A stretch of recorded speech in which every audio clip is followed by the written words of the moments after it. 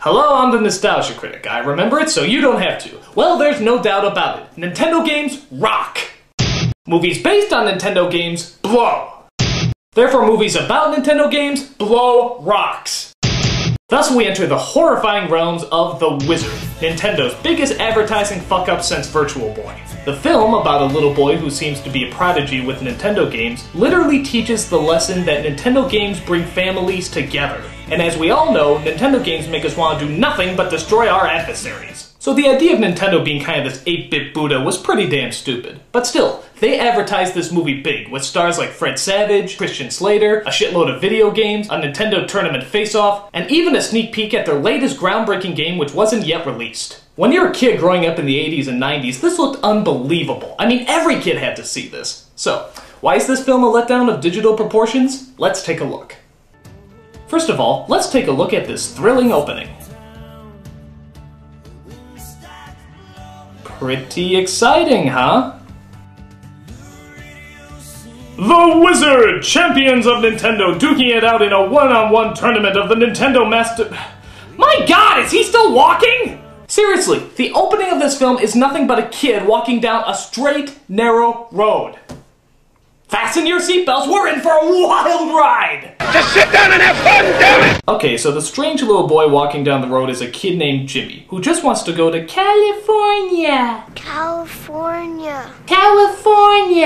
He's returned back to his mother and jackass stepfather, where he continues to stare blankly out into space. Apparently he's been traumatized by the death of his sister, and is seeking an outlet for all his pent-up emotions. I'd like to think that he's searching for a way to express himself. If only there was some kind of game console with 2-player gameplay and 8-bit graphics that could allow him to express himself. But that kind of awe-inspiring magic only exists in the wildest realms of our imagination. Meanwhile, we cut to Jimmy's real father, played by Beau Bridges, who surprisingly was available. We also get to see Jimmy's brothers Nick, played by Christian Slater, and Corey, played by Fred Savage. And I never really noticed it before, but Fred Savage is kind of weird. I mean, he doesn't really act like a kid at all. Everything he says sounds like it's being spoken by a high-pitched adult. Will you listen to me? Well, you want to see that happen? Huh? You want to see him put Jimmy in a home? He kind of sounds like a male version of Dakota Fanning, and I don't think that's a good thing. You're getting awful personal, you know. So he sits in his room throwing darts at a map, because I guess that's what kids did before the internet, and decides he wants to take a little vacation. Where? California. No. California! California. So Corey decides he wants to run away from home and live in California. On his way there, he picks up his brother Jimmy from a mental home, where he literally just walks in the front door and steals him away. Where the fuck's security? I mean, there's no sign, no locked doors, no nothing. Did they just forget that kidnapping is illegal? What a top-notch establishment! I can't believe it! Once news of their runaway hits the parents, the mother and stepfather hire a professional runaway bringer-backer person named Mr. Putman.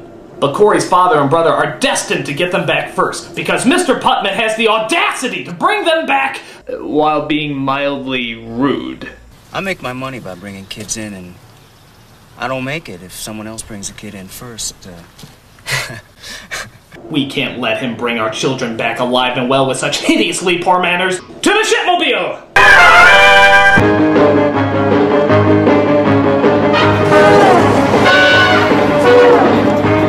Meanwhile, Jimmy and Corey stop at a bus station, where they discover that Jimmy has a special talent for getting high points on Double Dragon. You got 50,000 on Double Dragon? There they come across Haley, a girl who also happens to be running away. It's his problem. Just shy. Shy a few bricks, I'd say. Just kicked ass on Double Dragon. Get out of here. Him? Yeah, he could wax your tail. No way. Wanna bet? How much? Got a bus ticket. Could cash it in. What kids talk like this? I mean, seriously, they all talk like 1980s businessmen. I mean, who raised them? Donald Trump? You're fired. Haley is shocked to find out that Jimmy does beat her at Double Dragon. A boy defeats a girl at a video game? Stop the presses! Your attitude sucks. Meanwhile, Corey's dad and brother continue to search for them after stealing the tree from Harold and Maude, and decide to stay in a hotel. There, Nick hooks up a Nintendo system, which seems to bring this father and son closer together. Doesn't take much intelligence to play that game, does it? You should know. Really close together. Wanna go grab a bite to eat?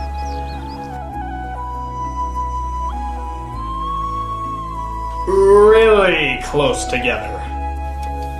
I just want to let you know that I'm glad that I'm here. Really uncomfortably, unnaturally, unchristianly close together. You remember those trips we used to take every year? That was great. Yeah. Sleeping with my father. Nintendo. It makes you gay. Now you're playing with incest. Can't even talk to each other. You're in your underwear. Meanwhile, Haley tells Corey and Jimmy about a Nintendo competition where they could win $50,000. And you'll never guess where it's being held. California? Right you are, you little oddball. So the three of them go from pit stop to pit stop, conning people out of money by making bets on video games, which it seems are mostly played by a lot of middle-aged, stuck-up white businessmen. You know, the usual demographic. Now my brother over here, he could beat you. Go on. A child defeats me at a children's game? Oh, delightfully absurd.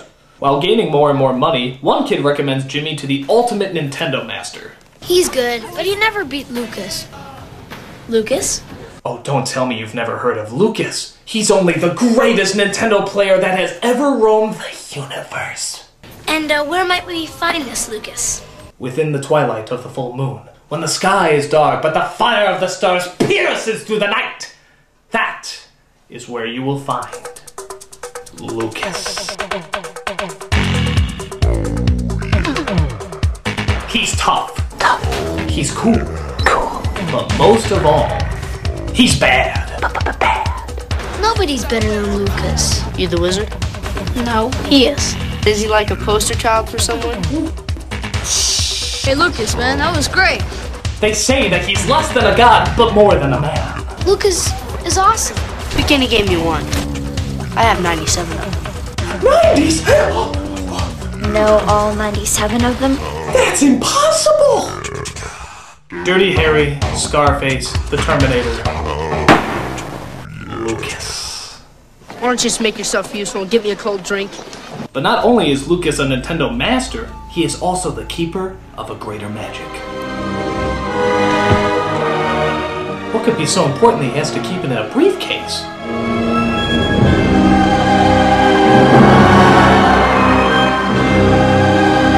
The legends were true.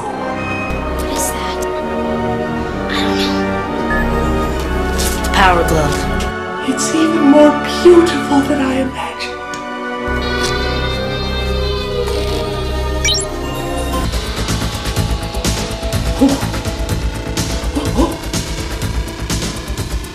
Look out, Lucas! Look out! My God! Oh. He's a madman! A madman! It's like watching Michelangelo carve his beloved David, but with a cow.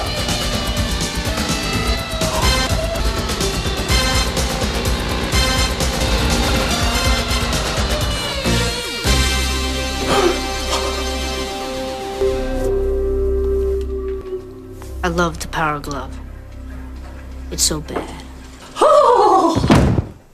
Yeah, well, just keep your power gloves off her, pal, huh? What? Oh, I'm sorry. I forgot to make room for your spontaneous romance that literally started right now. All this sexual tension gets to Jimmy as he runs out of the room, while Lucas tells Haley that he'll be entering the Nintendo competition too. But surely they don't have any openings. For gods. Is that right? Meanwhile, we take a look at the continuing escapades of Corey's family and the professional child catcher, Mr. Putman. You make money off a little kid, you miserable jerk! You ought to be shot! How dare you try to bring our children back to us safe and sound! Then they partake in some really stupid car scenes that remind me a lot of an old Dukes of Hazzard episode. Now them Duke boys had better plug in their Game Genie or look up some cheat codes, 'cause there ain't no way they're getting out of this one with all their lives. Nintendo. It makes you want to crash into people. Now you're playing with vehicular manslaughter.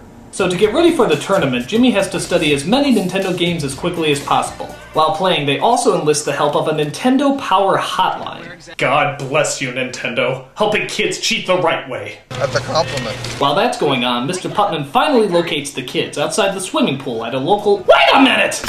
What the hell? Who greenlighted the old man in a Speedo? I've been following you across 2 states. No. I'm sorry. I can't focus with an old man's butt cheeks hanging out in the background. I mean, what were they thinking? Did somebody actually look at this scene and say, you know what's missing here? An old man's package. That would really add some much needed drama. It's disgusting. And if you think this movie can't possibly get any more uncomfortable, just listen to this. He touched my breast! I touched her breast. She doesn't have any breasts.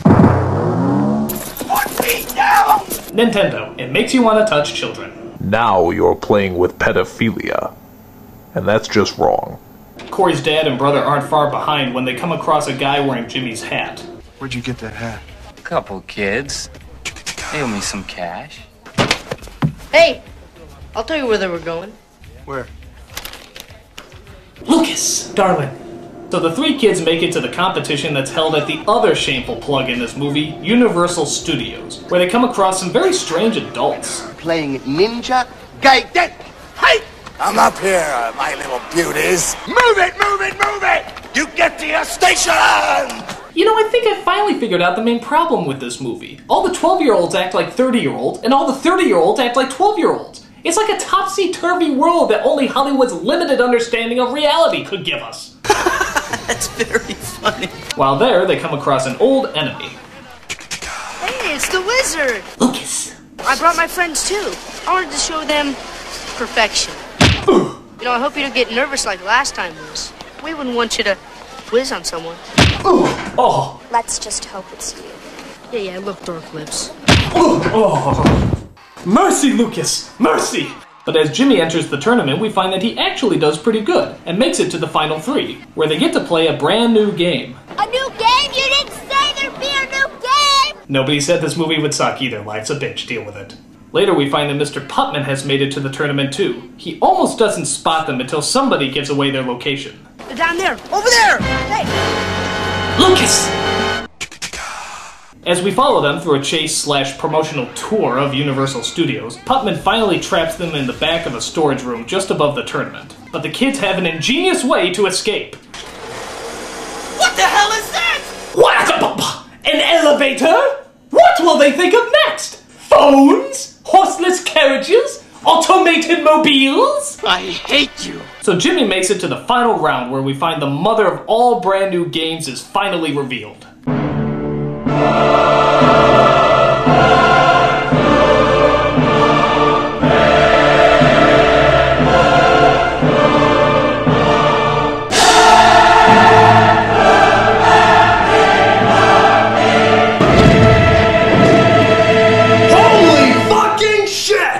Super Mario Brothers 3! Don't look directly at it! It's so sacred it'll burn your eyes out! So the game is quite literally on as Jimmy and Lucas go thumb to thumb in an epic battle for Nintendo godhood. Come on, Jimmy, score! Go, Jimmy, go! 4. Come on. Go!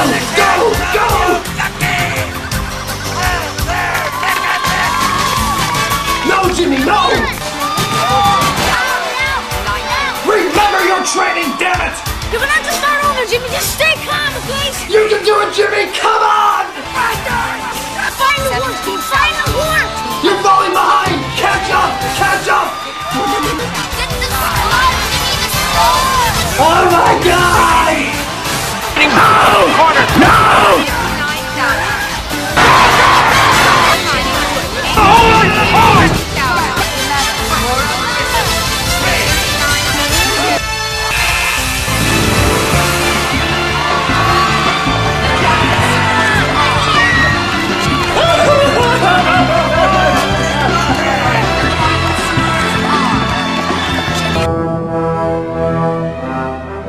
Don't worry, Lucas. You'll get him next time. So after he wins the tournament, everybody finally starts to head home. But Jimmy finds the dinosaurs that were in Pee-wee's Big Adventure and has to go in. So why did Jimmy want to go to California all this time? It's all of us. I guess just wanted to leave her in a place where she was happy. Wow, how phenomenally unsatisfying. I mean, how much more anticlimactic can you possibly get? If you're gonna have dinosaurs in a movie about Nintendo games, they better fucking eat somebody. Would it do any good? Bottom line, it's always more fun to actually play video games than it is to watch people play video games. And this movie is living proof of it. And on top of that, I think everybody's career actually got destroyed because of this movie. I mean, look at the director. What did he move on to? Just directing the majority of all the Malcolm in the Middle episodes. Okay, bad example. How about Fred Savage? Can you think of anything that he moved on to? What would you do if I sang? Okay, but I'm sure that Christian Slater kid never moved on to any kind of famous publicity. Okay, alright, Jimmy, the little child prodigy in the movie. Surely spending your entire life just playing video games can't get you any kind of fame.